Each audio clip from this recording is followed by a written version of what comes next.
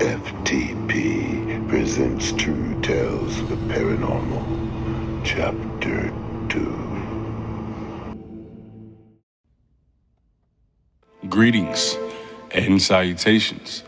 It's been a while, friends.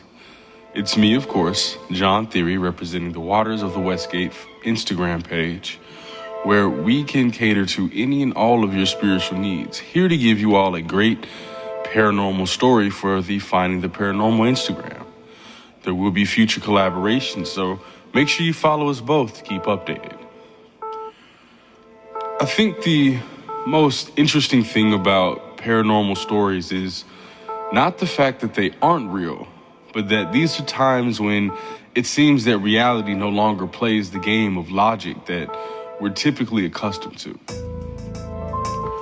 Back on the ranch, in which we visited a few times in my stories, there's a very peculiar night. The ranch is protected by giant iron gates and therefore shouldn't be accessible unless one of the gates is open. And so I'm coming home from the store one day and locking up all the gates again, and I walk past a security guard booth, which is about 1,000 feet from my front door.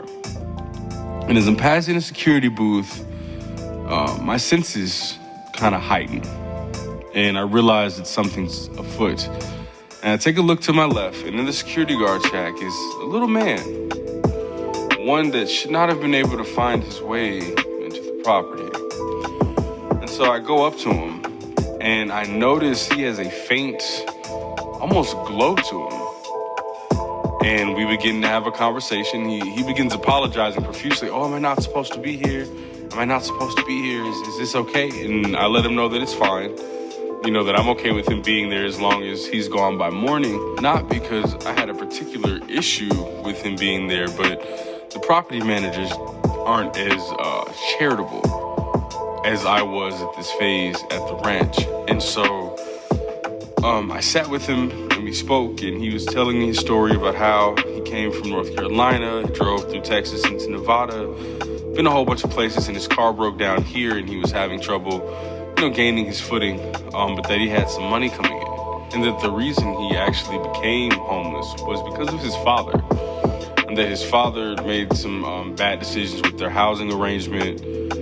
And all this information was oddly specific, right?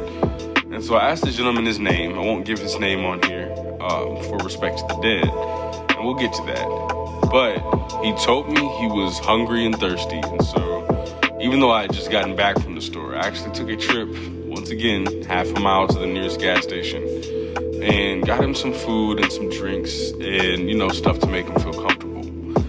And so I bring all of this back, and he's eating it, and he's just telling me life lessons. Hey, don't get too deep into drugs. Hey, don't let, family start to dictate your moves and actions. Make sure that you're moving with freedom. Things that I interestingly needed to hear at the time, right?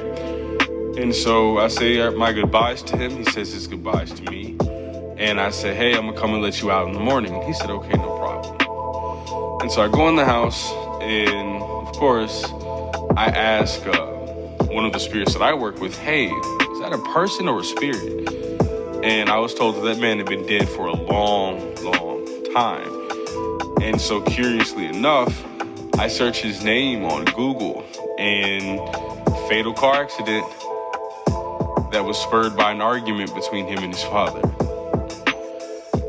And so true to my word, I wake up the next day and go to see if I should let him out, and he's gone without a trace. No backpack, no remains. The only thing that was left was the food wrappers from the food that I had given him the night before. And still to this day, it's very, very, very interesting, that something or someone was able to appear, communicate, drink and eat, understand lessons that needed to be expressed, and then disappear without a trace.